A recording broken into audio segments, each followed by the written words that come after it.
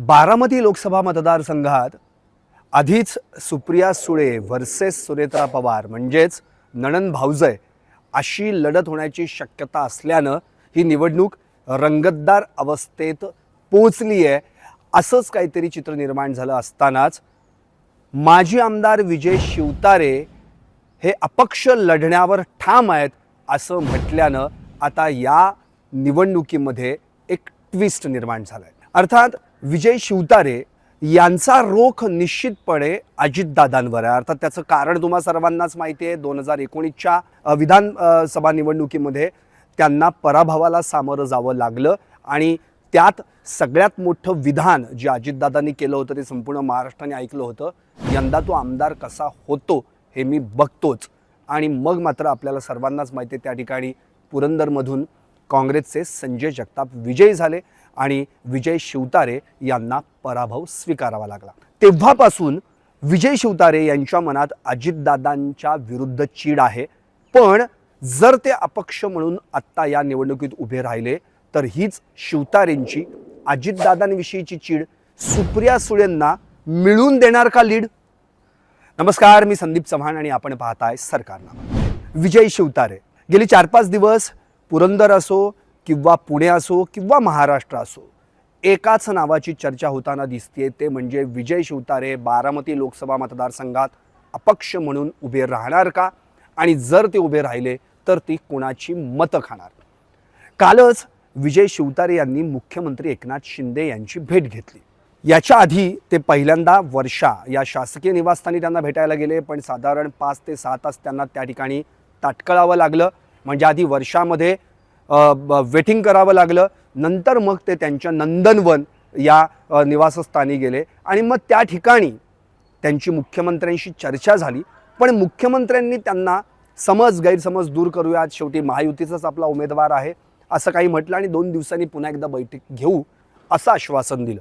पण त्यानंतर देखील विजय शिवतारे प्रसारमाध्यमांसमोर मात्र मी अपक्ष लढण्यावर ठाम आहे याच निर्धारानं पुन्हा एकदा तिथून माघारी फिरले।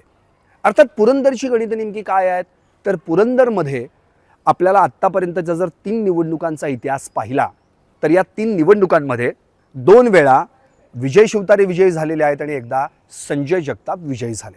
2009, 2014 आणि 2019 या तिन्ही निवडणुकांचा जर आपण मतांचा ठोकताळा पाहिला नेमकं काय घडलं होतं तर 2009 मध्ये विजय शिवतारे यांना साधारण 68,000 मतं मिळाली होती। त्यावेळी दिगंबर दुर्गाडे हे राष्ट्रवादी काँग्रेसकडून उभे होते, त्यांना 44,000च्या दरम्यान मतं मिळाली। तर संजय जगताप हे त्या निवडणुकीत अपक्ष म्हणून निवडणूक रिंगणात उतरले होते आणि त्यांना 33,000 मतं मिळाली होती। 2014 मध्ये पुन्हा एकदा विजय शिवतारे शिवसेनेकडून आमदारकीला उभे राहिले, त्यावेळी त्यांच्या मतांमध्ये वाढ झाली आणि 68,000च्या इथून ते थेट 82,000वर गेले। पण तिथे मात्र संजय जगताप यांच्या देखील मतांमध्ये वाढ झाली आणि ते 33,000वरून 73,000वर गेले। याचा अर्थ विजय बापूंचं जे लीड आहे ते साधारण जर किंवा त्यांच्या मतांमध्ये जी वाढ झालेली 14,000 जवळपास त्यांची मतं 2009च्या जर विचार केला मतांचा तर ती 2014 मध्ये 14,000 मतं वाढली। पण तिकडे संजय जगताप यांच्या देखील मतामध्ये वाढ झालेली, कारण 33,000 ते डायरेक्ट 73,000 म्हणजे जवळपास 40,000 मतं संजय जगतापांच्या मतांमध्ये वाढ झाल्याचं या निवडणुकीत पाहायला मिळालं।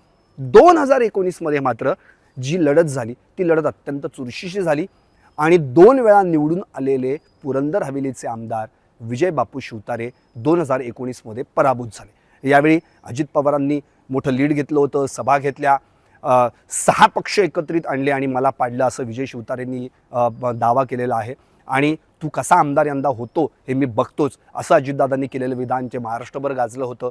अर्थात या निवडणुकीमध्ये विजय शिवतारे यांना 99,000 मतं मिळाली, तर संजय जगताप जे काँग्रेसकडून उभे राहिले होते त्यांना 1,30,000 मतं मिळाली। अर्थात यावेळी 31,000 मतांनी विजय शिवतारे यांचा पराभव झाला।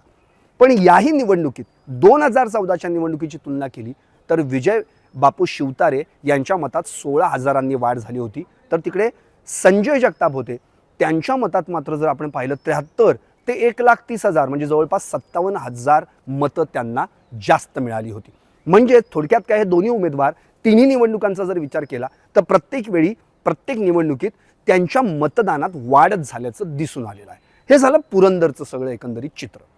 आता मूळ मुद्दा काय आहे तर यंदा बारामतीमध्ये राष्ट्रवादी काँग्रेस पार्टी शरदचंद्र पवार यांच्याकडून सुप्रिया सुळे या पक्षाकडून उभं राहण्याची शक्यता आहे आणि राष्ट्रवादी काँग्रेसकडून म्हणजे अजित पवार गटाकडून त्यांच्या पत्नी म्हणजे अजित पवारांच्या पत्नी सुनेत्राताई पवार उभं राहण्याची शक्यता. अजून अधिकृत घोषणा महाविकास आघाडीने या दोन्ही उमेदवारांची केलेली नसली तरी त्या पक्षाकडून म्हणजे इकडे सुनील तटकरेंनी असेल त्यांनी तिकडे सुनेत्राताईच आमच्या उमेदवार असतील असं प्रदेशाध्यक्षांनी म्हणणं आणि तिकडे शरद पवार यांचा पक्ष पाहिला तर तिकडे जयंत पाटलांनी तसं म्हणणं म्हणजे एकंदरीत याच दोघींमध्ये आता तिथे बारामतीमध्ये काटेकी टक्कर होणार असंच जवळपास चित्र दिसतंय. पण याच रंगतदार निवडणुकीमध्ये जर विजय शिवतारे अपक्ष म्हणून उभे राहिले तर मात्र आणखी एक वेगळा ट्विस्ट निर्माण होऊ शकतो आणि मग विजय शिवतारे नेमकी कुणाची मतं खातील हा प्रश्न निर्माण होतो. अर्थात आपण पहिल्यांदा 2009, 2014 आणि 2019च्या बारामती लोकसभा निवडणुकीचा एक आत्तापर्यंतचा मतदाराचा काय कौल होता ते आपण पाहूयात. 2009 मध्ये काय झालं होतं. 2009 मध्ये राष्ट्रवादी काँग्रेसकडून सुप्रिया सुळे निवडणूक रिंगणात उतरल्या. त्यावेळी त्यांच्या विरोधात भाजपनं कांता नलावडे यांना उभं केलं. त्यावेळी सुप्रिया सुळे यांनी 5.25 लाखांहून जास्त मतं घेतली तर कांता नलावडे यांना 1.5 लाखाच्या आसपास मतदान झालं. नंतर भाजपनं ही निवडणूक अत्यंत चुरशीची करण्यासाठी किंवा अस्मितेची करण्यासाठी अक्षरशः काही झालं तरी A for Amethi B for Baramati असं गणित करायचं आणि बारामती जिंकायची असं भाजपनं ठरवलं आणि मग सोशल इंजिनिअरिंग करून इकडून तिकडून त्यावेळी 2014च्या निवडणुकीत त्यांनी रासपचे अध्यक्ष म्हणजे राष्ट्रीय समाज पक्षाचे अध्यक्ष महादेव जानकर यांना भाजपच्या पाठिंब्यावर बारामतीमध्ये निवडणूक रिंगणात उतरवलं. महादेव जानकर हे त्यावेळी कमळावर न लढता कप आणि बशी या त्यांच्या पक्षचिन्हावर लढले. अर्थात त्यावेळी ते लढल्यानंतर तिथे काय झालं तर त्यांना जवळपास 4.5 लाख मतं मिळाली पण सुप्रिया सुळे यांना 5,30,000 मतं मिळाली आणि त्यावेळी देखील सुप्रिया सुळे यांचा विजय झाला. राहिलं मागचं म्हणजे 2019ची जर आपण निवडणूक बघितली तर त्या निवडणुकीमध्ये मात्र मग भाजपनं आणखी कंबर कसली काही करून यंदा बारामती जिंकायचीच असं ठरवत दौंडचे आमदार राहुल कुल यांच्या पत्नी कांचन कुल यांना निवडणूक रिंगणात उतरवलं. कांचन कुल यांना देखील चांगली मतं मिळाली. 5,30,000 मतदान त्यांना भाजपकडून झालं.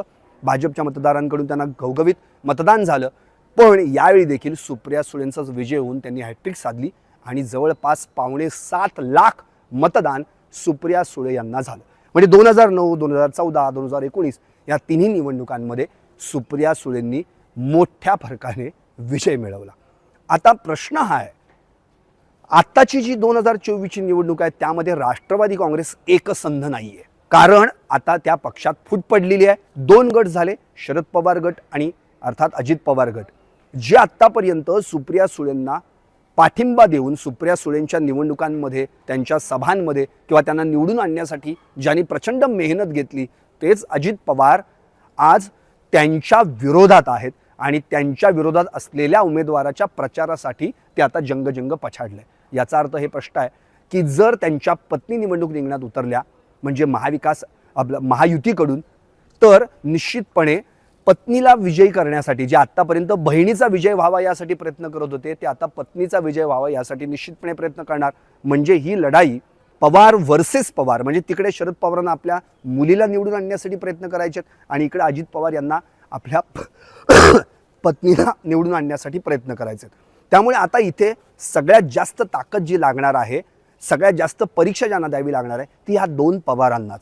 म्हणजे सुप्रिया सुळे व्हर्सेस सुनेत्रा पवार म्हणजे ननन वर्सेस भाऊजाई ही जी काही नावं आहेत ही फक्त नाममात्र आहेत उमेदवार म्हणून नाममात्र आहेत. खरी लढाई ही साहेब वर्सेस दादा म्हणजे शरद पवार वर्सेस अजित पवार अशीच होणार आहे. आता जी राष्ट्रवादी फुटल्यानंतर जी मतांची विभागणी होणार आहे ती मतांची विभागणी हा सगळ्यात मोठा फॅक्टर या निवडणुकीमध्ये ठरू शकतो. म्हणजे साहेबांकडे कोणाचा कल आहे आणि अजितदादांकडे कोणाचा कल आहे कोण अजितदादांच्या पार्ट्यात जास्तीत जास्त मतं द्यायचा प्रयत्न करणार आहे किंवा कोण शरद पवार साहेबांच्या पार्ट्यात जास्तीत जास्त मतं टाकण्याचा प्रयत्न करणार आहे त्याच्यावर हा फॅक्टर निश्चितपणे अवलंबून असणार आहे. आता दुसरा फॅक्टर कुठला, तर तो म्हणजे विजय शिवतारे. विजय शिवतारे हे बारामती लोकसभा मतदारसंघात जे 6 विधानसभा मतदारसंघ येतात त्याच्या एका मतदारसंघाचं प्रतिनिधित्व त्यांनी आत्तापर्यंत 2 वेळा केलेलं आहे, ते म्हणजे पुरंदर हवेली. बारामतीमध्ये बारामती, दौंड, इंदापूर, पुरंदर हवेली, खडकवासला आणि भोर हे 6 विधानसभा मतदारसंघ येतात. जर विजय शिवतारे काही आत्ता जर त्यांच्यात म्हणजे मुख्यमंत्री एकनाथ शिंदे यांचं सांगून सुद्धा जर ते ऐकले नाहीत किंवा महायुतीचा उमेदवार सुनेत्रा पवार उद्या जर अधिकृत जाहीर झाल्या तरी देखील पवारांविरुद्ध लढायचं आहे असं विजय बापूंनी ठरवलं आणि ते अपक्ष उभे राहिलेच, तर मात्र ते पुरंदरमधील निश्चितपणे शिंदे गट म्हणजे शिवसेनेचं मतदान त्यांच्याकडे वळू शकतं, जे मतदान महायुतीमध्ये होणं गरजेचं आहे. म्हणजे महायुतीचा धर्म पाळताना त्या ठिकाणी नेमकं मतदान विजय शिवतारेंना अपक्ष म्हणून होणार की त्या ठिकाणी सुनेत्रा पवारांना होणार, हा फॅक्टर देखील विचारात घेणं अत्यंत गरजेचं आहे.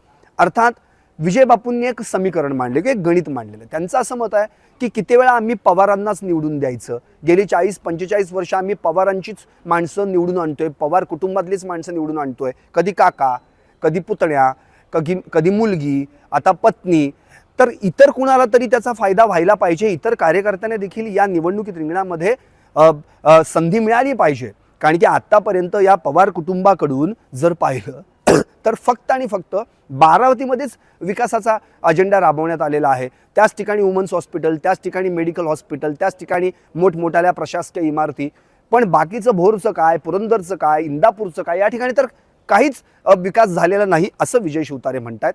आणि त्यांनी स्पष्ट एक उदाहरण दिले की सुपे परगणा जो काय बारामती तालुक्यातलाच एक भाग आहे, त्या ठिकाणी गेली 15 वर्ष झालं पाणी नाही आहे अशी परिस्थिती आहे. मग हे कोणत्या जोरावर मतं मांडतायत? त्यामुळे आता दोन्ही पवारांना पाडा असं विजय शिवतारे म्हणतायत. आणि आता या पवारांविरुद्ध वोटिंग करण्याची ज्यांची मानसिकता आहे ती बारामती लोकसभा मतदारसंघाचा विचार केला तर जवळपास 5,80,000 मतं आहेत. आणि एवढी मतं जर माझ्या पारड्यात पडली तर मी अपक्ष म्हणून निवडून येऊ शकतो असा ठोकताळा विजय शिवतारे यांनी मांडलाय. अर्थात विजय शिवतारे यांना पुरंदरमधून आत्तापर्यंत पाहिलं तर जास्तीत जास्त लीड किती मिळालेला आहे? 99,000. समजा आत्ता ते याच पुरंदर चा जो काही लीड आहे तो जर आपण 99,000 आकडा पकडला तो त्यांना मिळाला असं आपण गृहीत धरूयात. आणि बाकीचा जो काही उरलेले जे काही 5 मतदारसंघ आहेत म्हणजे बारामती आहे, इंदापूर आहे, दौंड आहे, भोर आहे, खडकवासला आहे, इथलं काही अँटी पवार म्हणजे दोन्ही पवारांविरुद्धचं मतदान असं मिळून साधारण 1.25 लाख 1.5 लाखाच्या दरम्यान जर त्यांना मतदान झालं तर हे मतदान निश्चितपणे सुप्रिया सुळेंच्याच पथ्यावर पडू शकतं. कारण विजय बापूंचा विरोध भले दोन्ही पवारांना पाडा असं असला तरी सुद्धा अजित पवारांना जास्त आहे आणि अजित पवारांच्या विरोधात त्यांचा रोख आहे, त्यांची चीड आहे, हे आपण याच्या आधी पाहिलेलं आहे. जेव्हा बारामतीमध्ये एक मेळावा झाला प्रशासकीय कामांच्या किंवा विकासाचं उद्घाटन झालं त्यावेळी मुख्यमंत्री आणि दोन्ही उपमुख्यमंत्री होते, व्यासपीठावर दस्तूरखुद्द शरद पवार होते, सुप्रिया सुळे होत्या. त्यावेळी देखील विजय बापूंनी त्याच्यानंतर झालेल्या प्रसारमाध्यमांना प्रतिक्रिया देताना म्हटलं होतं की आधी विधानसभेचं गणित ठरवा, मग लोकसभेला मदत करायची की नाही बघू, पण कदाचित ते काही जमलं नाही. आणि मग मात्र आता हा प्रश्न पडलेला आहे की नेमकं काय घडणार. त्यामुळे आता विजय बापूंना अपक्ष म्हणून जर ते उभे राहिले तर किती मतदान होऊ शकतं, दोन्ही पवारांविरुद्ध जे काय अँटी पवार वोट जे असेल ते विजय बापूंच्या पारड्यात पडणार का, आणि यामुळे सुप्रिया सुळेंना फायदा होऊन ते जास्तीत जास्त लीडनी निवडून येणार का, असाच प्रश्न आता यापुढे उपस्थित होतोय. त्यामुळं नणन वर्सेस भाऊजय म्हणजे सुप्रिया सुळे व्हर्सेस सुनेत्रा पवार व्हर्सेस विजय शिवतारे अशी लढत कदाचित भविष्यात बारामतीमध्ये बघायला मिळू शकते. पाहत रहा निर्भीड आणि सडेतोड सरकारनामा. राजकारणातील प्रत्येक अचूक बातमीचे सर्वात आधी अपडेट्स मिळवण्यासाठी सरकारनामाच्या सर्व सोशल मीडिया प्लॅटफॉर्मला लाईक, फॉलो आणि सबस्क्राईब करा. तसंच सर्व नोटिफिकेशनसाठी बेल आयकॉन प्रेस करायला विसरू नका.